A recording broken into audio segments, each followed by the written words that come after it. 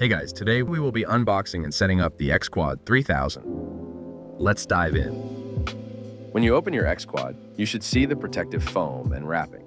Start by removing the top layer of foam padding covering the front and rear suspension. Remove your front and rear fenders and place them aside. Remove the two side boxes from the packaging. One box will be empty and the other will contain your manual, a standard 3-prong power cable, and a 60-volt 3.5 amp smart charger base. Now that you have the top layer of protective wrapping and foam, you can now lift the handle and install the handlebar top. Carefully remove the top handlebar with LCD out of the protective foam piece and place it aside. Lifting the handle is a two-step process. First, you will need to ensure that the clamp lever is loose, then you will need to press in the button and lift up on the handle. You will hear the handle lock into place as well as see the button push back out. With the handlebar raised, you can now attach the handlebar top with LCD. Align the handle top with the handle stem. There's a screw inside the bottom of the handle top that will go into the hole in the handle stem. On the top of the handle, you will see an opening with a screw. Using a hex wrench, tighten down the handle top to the handle stem. With the stem in place and aligned straight, tighten the two front screws on the handlebar. To adjust the height of the handlebar, locate the screw located on the underside of the handlebar base. Loosen the screw and adjust to your desired height. Retighten the screw to lock the handlebar back into place. Remove the protective wrapping from the handlebar and any other materials from inside the box.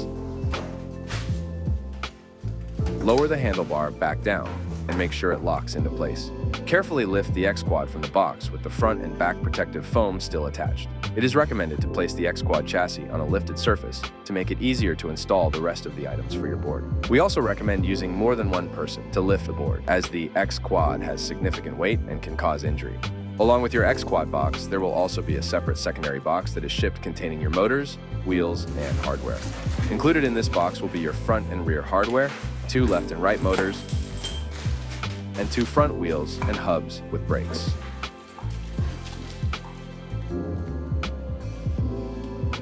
You are now ready to install your front wheels and drum brakes. With your X-Quad on a raised surface, you can now install the front wheels and drum brakes. The hardware for your front brakes will come in one of 2 bags with your X-Quad. Included in the hardware is 2 front wheel bolts with red Loctite, 2 wheel bolt spacers, 2 brake hose springs with rubber covers, 2 mounting screws, 2 mounting spacers, 2 metal pins with center holes, and 2 brake hose screws. Starting with the right front wheel, locate the drum brake hose coming out of the front of the chassis. Then locate the brake hose guide and feed the brake hose through the hole. Now that you have your brake line fed through the guiding mount, take one of the brake hose springs with rubber cover, feeding the narrow end first onto the brake hose. Using the metal pin with center hole in your right drum brake, insert the pin into the arm. It should slide into the circular hole at the end of the brake arm. Make sure that you are using the right drum brake before installing the brake hose. Your brake arm should be vertical and in the front when installed on the steering arm. Taking your drum brake, feed the end of the brake hose with the spring on it into the center hole of the pin that is inside the brake drum arm.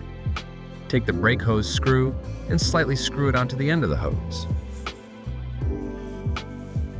Pull the spring and rubber cover down slightly to expose the metal on the hose. Slide the exposed wire and metal piece into the bracket on the drum brake. It should now look like this when done correctly. Find the mounting screws and spacers from your hardware set. Feed the screw through this hole in the wheel mount. Place the spacer over the screw and hand tighten it to the drum brake.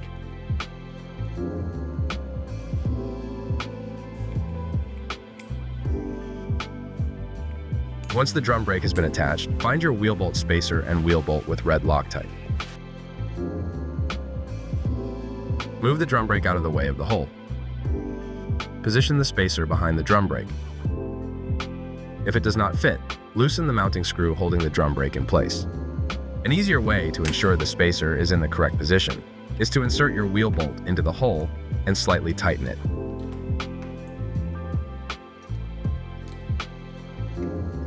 Then fully tighten down the drum brake from the mounting screw.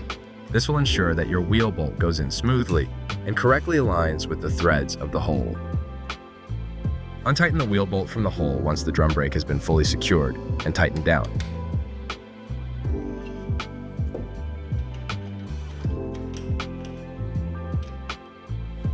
Insert the wheel bolt into the outside of your wheel. Then carefully insert it into the mounting hole.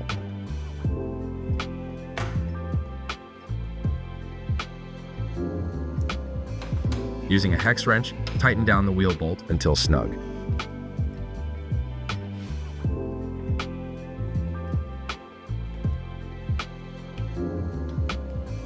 Your right wheel is now ready to roll.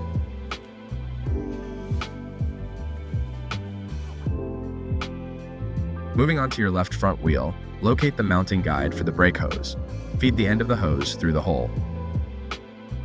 Feed the narrow end of the rubber spring onto the end of the brake hose. Using the metal pin with center hole and your left drum brake, insert the pin into the circular hole at the end of the arm. Again, your brake arm should be vertical and in the front when being installed on the steering arm. Feed the end of the brake hose through the center hole of the pin. Take the brake hose screw and slightly screw it onto the end of the hose. Pull the spring and rubber cover down slightly to expose the metal and wire end on the hose. Slide the exposed wire and metal piece into the bracket on the drum brake. Find the remaining mounting screw and spacer from your hardware set. Feed the screw through this hole in the wheel mount. Place the spacer over the screw and slightly tighten it to this hole on the drum brake.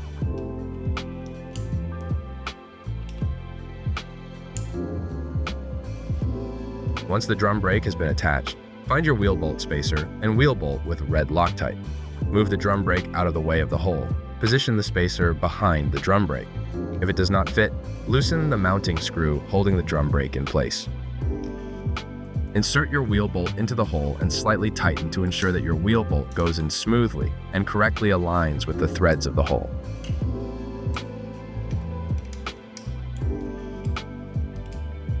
Untighten the wheel bolt from the hole once the drum brake has been fully secured and tightened down. Insert the wheel bolt into the outside of your wheel. Then carefully insert it into the mounting hole. Then using a hex wrench, tighten down the wheel bolt until snug. The front wheels and drum brakes are now installed.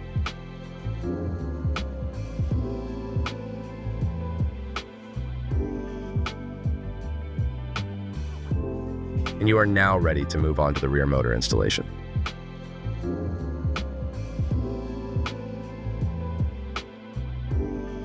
Find the second bag of hardware that came with your X-Quad 3000. Inside, you will find 2 wheel bolts, 2 wheel keepers, 8 fender screws, 2 rear axle pins, 4 rear brake caliper bolts, and 10 deck nuts. Coming out of the back of the chassis, you will find the 2 rear brake calipers. Carefully using scissors or a knife, remove the wrapping on the calipers. On the motors, you will see one brake disc that has an arrow facing in the outward position, and another that has the arrow facing inward. Locate the motor with the arrow pointing out. This is your right side motor. Align the axle with the hole, making sure that the motor cable is facing forward. The axle and hole are a square shape and should easily align if done correctly. Grabbing one of the bolt keepers from your hardware kit, slide it onto the axle with the keeper facing out. Then hand tighten one of the wheel bolts onto the end. Using a hand wrench, tighten down the bolt the rest of the way. Make sure to use a hand wrench so you do not over-tighten or strip the bolt. Now that the wheel bolt has been secured, grab one of the rear axle pins. On the end of the axle, there is a small hole that the pin will go through. Putting the pin in from the front side will make it a bit easier when bending the pin ends into place. Using a pair of pliers, bend each end of the pin so that it secures the bolt in place. This is an extra security feature to ensure your bolt never comes loose while riding. Grabbing the left motor with the arrow on the brake disc facing in, align the axle bolt with the mounting hole, again, making sure that the motor cable is facing the forward direction. Place the remaining bolt keeper onto the axle, making sure it is facing out. Then hand tighten the wheel bolt onto the end.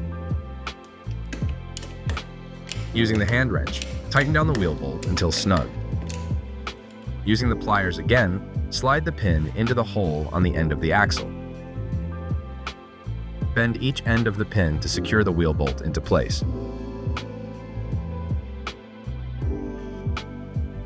Remove the plastic piece holding the rear brake pad separate and grab 2 of the rear caliper bolts that have red Loctite.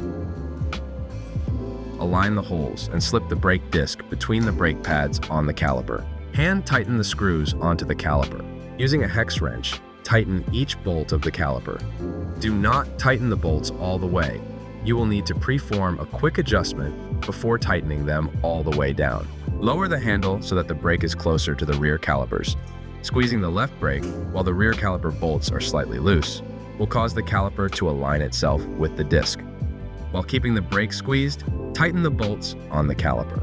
If the rear does not spin freely without rubbing the brake disc, repeat these steps. Remove the plastic piece and grab the remaining 2 caliper bolts and align the holes on the mount. Slip the brake disc between the brake pads on the caliper. Hand tighten the screws onto the caliper. Use the hex wrench to tighten each bolt of the caliper. Again, preform a quick caliper adjustment before tightening the caliper bolts all the way down. Keeping the brake squeezed, tighten the bolts on the caliper. Now that all of the wheels have been installed, it is now time to install the fender sets. Grab one of your fenders and 2 fender bolts with blue Loctite. Align the holes of the fender bracket with the holes on the suspension arm. On the rear, they are facing forward on the suspension arm, and in the front, they are facing inward. Using a hex wrench, tighten the bolts to secure the fender bracket to the arm. Align the second fender with the left rear mounting point. Hand tighten the bolts on the fender. Using the hex wrench, tighten down the bolts until the fender is secure and snug. Align the fender with the mounting holes on the front of the X-Quad. Remember, the mounting holes face inward on the front. Hand tighten the bolts onto the fender. Using the hex wrench, tighten and secure the fender. Align the last fender with the mounting holes. Hand tighten the bolts onto the fender. Using the hex wrench, tighten and secure the bolts to the fender. The fenders are now installed. Using a knife or scissors, remove the plastic around the chassis if you have not done so already. The deck of the X-Quad has 10 bolts that are used to cinch it down. Carefully lift off the deck of the X-Quad and place it aside. Your X-Quad comes with 2 controllers that will need to be connected to each rear motor. Feed the left side motor cable into the rear hole in the chassis and pull it through. Then feed the right side motor cable through the other side and then pull it through and out the chassis opening. Feed each of the motor cable ends through the openings on the inner plate. The X-Quad will have 1 master controller and 1 secondary motor controller. The master controller will be the one that has the most wires coming out of it, but you can also find the throttle cable and follow it back to the master controller. Connect the left motor to the master controller by aligning the pins with the connector end. Then connect the right motor cable with the other controller. You're now ready to reinstall your deck and connect the rear tail light. Grab the rear deck and rest it on the edge of the top of the deck. Locate the rear brake light connector ends, they are red. Connect the rear brake lights and then carefully align the deck bolts with the holes on the chassis. Ensure that all wires have been spread out and out of the way so the deck lays flush with the edges with reinstalling. Using a socket wrench and a hex wrench, tighten the bolts on the deck. Using a hex wrench is optional. The bolts on the deck are a custom square shape and hole that will not move when tightening. This is so you can remove the top deck once the grip tape has been installed. With the deck reinstalled, you can now prepare your grip tape for installation. Grab a spray bottle with water and the grip tape that came with your X Quad. The grip tape is a thick, durable rubber that comes with a sticky M3 backing. Remove the protective wrap covering the sticky backside of the grip tape. Spray the deck of the board and the exposed backing with the water bottle, then lay the grip tape into the recessed section on the top deck. The water will allow you to move and perfectly align the grip tape on the top deck. Your grip tape is now installed and you can move your board to the floor and raise your handle.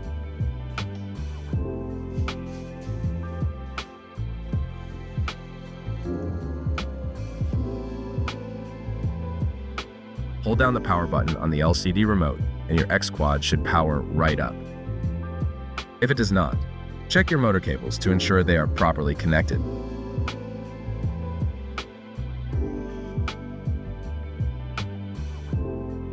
If you have any questions or issues, please do not hesitate to reach out to us at support@cycleboard.com.